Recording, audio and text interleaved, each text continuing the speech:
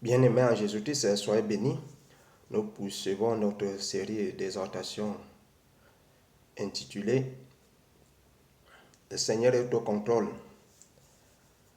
Et nous allons élever un mot de prière afin que le Seigneur, par son Saint-Esprit, puisse nous enseigner à travers cette parole que nous allons partager. Seigneur Jésus, je te bénis et te glorifie, tu es notre Dieu. Tu es la parole vivante et éternelle. Tu t'es été créé par toi, tout subsiste en toi et tout a été créé pour toi. Tu veux que ton peuple parvienne à la connaissance. Par ton Saint-Esprit, Seigneur, viens nous enseigner encore en ce moment. En ton nom, Seigneur Jésus, je t'ai ainsi prié. Amen. Bien-aimés, nous allons tirer notre lecture dans le livre de Luc. Luc chapitre 10, à partir du verset 17. Les 70 revinrent avec joie, disant, Seigneur, les démons même nous sont soumis en ton nom. Jésus leur dit, je voyais Satan tomber du ciel comme un éclair. Voici, je vous ai donné le pouvoir de marcher sur les serpents et les scorpions et sur toute la puissance de l'ennemi. Rien de l'ennemi ne pourra vous nuire. Cependant, ne vous réjouissez pas de ce que les esprits vous sont soumis, mais réjouissez-vous de ce que vos noms sont inscrits dans les cieux. Bien-aimé, le Seigneur avait choisi 72 disciples, 70 disciples qu'il envoya pour évangéliser, et il va leur donner l'autorité en son nom de guérir les malades, de chasser les démons. Et ils sont allés dans cette mission. Et à leur retour, ils vont faire le compte rendu au Seigneur comme, mais Seigneur, regarde, même les démons, les malades ont été guéris, les démons ont été chassés. Donc, parce qu'à ce moment-là, ils ne pouvaient pas imaginer qu'un homme puisse chasser un démon. Mais là, ils étaient étonnés, ils étaient épatés, ils étaient stupéfaits de ce que les démons leur étaient soumis. Et le Seigneur va donc leur dire que ne vous réjouissez pas du fait que les démons sont soumis, des malades sont guéris, mais réjouissez-vous de ce que vos noms sont inscrits dans les cieux. Donc nous voyons donc que ce n'est pas le miracle qui fait la chose. On peut beau chasser, on peut beau faire les miracles, on peut chasser les démons, on peut guérir les malades, mais tout ne se résume pas à cela. Ce que nous devons rechercher vraiment, qui soit vraiment notre but, c'est d'avoir notre nom inscrit dans le livre de vie, c'est-à-dire que d'être sauvé. Mais pour l'instant, on est vraiment dans ce message où nous voulons vraiment chasser la peur de nos cœurs. Et pour cela, nous voyons donc que le Seigneur est équipé en son nom.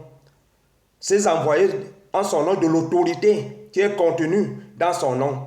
Il a dit, vous avez le pouvoir, je vous ai donné le pouvoir de marcher sur les serpents et sur les scorpions. Les serpents et les scorpions ne sont que des démons, symbolisés ici, parce que les démons prennent n'importe quelle forme. N'importe quelle forme. Ils peuvent se transformer en serpent, ils peuvent se transformer en scorpion.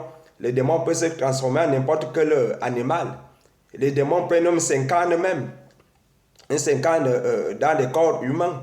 Donc, ils ont cette capacité-là. Mais Jésus dit que je vous ai donné le pouvoir. Bien aimé, je voudrais attirer notre attention ici.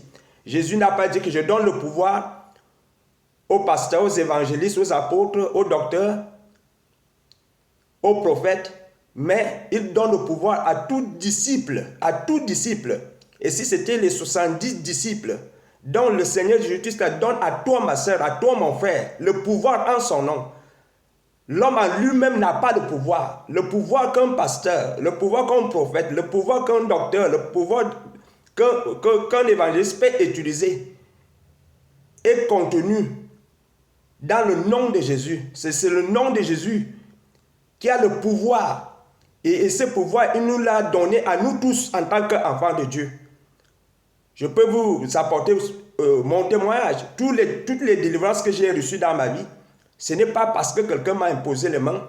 Tout au départ, oui, mais après, j'ai compris que le pouvoir, le Seigneur lui-même m'a délivré de toutes sortes de choses. Donc, vous aussi, mes bien-aimés, vous pouvez aussi faire votre propre délivrance. Parce que le pouvoir est dans le nom de Jésus. Et non à la personne. Et non à l'homme, non. Donc, et si nous voyons donc que Jésus nous a équipés à son église, à ses enfants, ses disciples, le pouvoir de marcher sur les serpents, les scorpions et sur toute la puissance de l'ennemi. Le Saint-Esprit ne dit pas sur une catégorie de puissance de l'ennemi, non, mais c'est toute la puissance de l'ennemi. Il dit que rien de l'ennemi ne pourra vous nuire.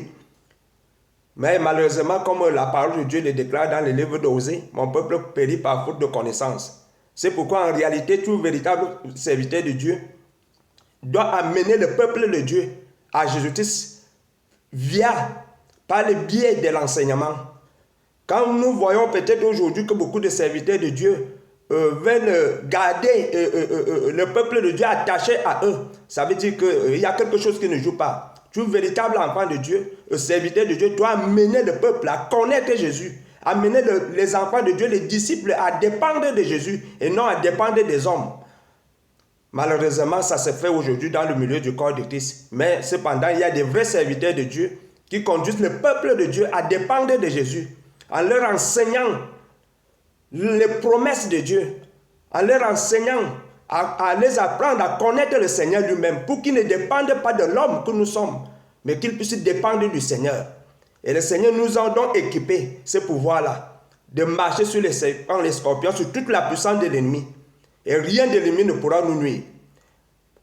Mais il y a une chose que Ecclésiaste dit dans Ecclésiaste chapitre 10, verset 7, il dit que j'ai vu les esclaves marcher sur les chevaux et les princes. J'ai vu les esclaves sur des chevaux et des princes marcher sur terre. Mais c'est anormal, c'est anormal, bien aimé. Parce qu'en réalité, c'est les princes qui doivent être sur les chevaux et les esclaves marchant sur terre. Et nous pouvons donc voir cet étonnement, cet étonnement de la part d'Ecclésiaste aussi, dans notre contexte. Parce que c'est le peuple de Dieu qui doit faire trembler Satan. Mais c'est Satan qui nous fait trembler au contraire. C'est anormal, ça ne devrait pas être ainsi, bien aimé. Il faut que les princes soient sur les chevaux. C'est nous les princes. Nous devons être sur les chevaux. Et Satan qui est vaincu, c'est un esclave. C'est lui qui doit marcher sur terre. Mais bien aimé,